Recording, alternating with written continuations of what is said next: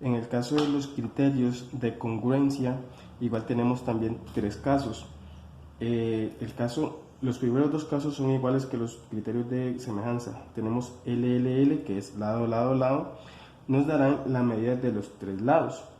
Y obviamente tienen que ser iguales porque son congruencia de triángulo. Entonces los lados homólogos miden igual. Por ejemplo, el lado homólogo AB, que son los dos primeros, es homólogo con DE. Entonces si AB mide 2, DE tiene que medir 2.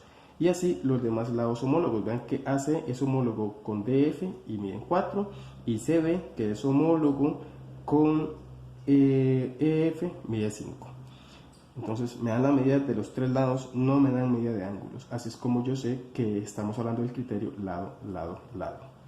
En el caso del criterio lado, ángulo, lado, igual que en el de semejanza, me dan la medida de dos lados, que tienen que ser iguales, y la medida de un ángulo. Vean que el ángulo siempre va a estar en medio de los dos lados.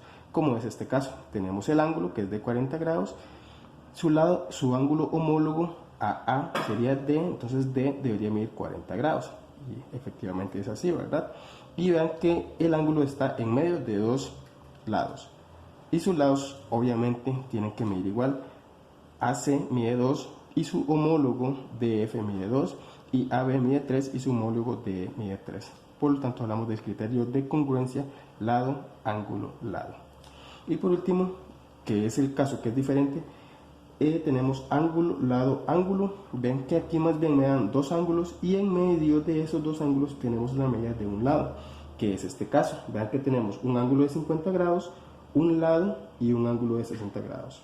Como lo ven, están ordenados de esta misma forma en la figura. El ángulo homólogo a C es E. Vean, C, que es el último, el ángulo homólogo es F más bien. Entonces, si C mide 50, F aquí debería medir 50. Ajá. Y el lado homólogo B, vean que el ángulo homólogo de B sería E. Entonces, si B mide 60, E debería medir también 60, que aquí lo tenemos. Y en medio de ellos dos tenemos el lado, vean. Y obviamente, como es el lado homólogo, tiene que tener la misma medida. Si este vale 4, este también vale 4. Entonces, sería eso.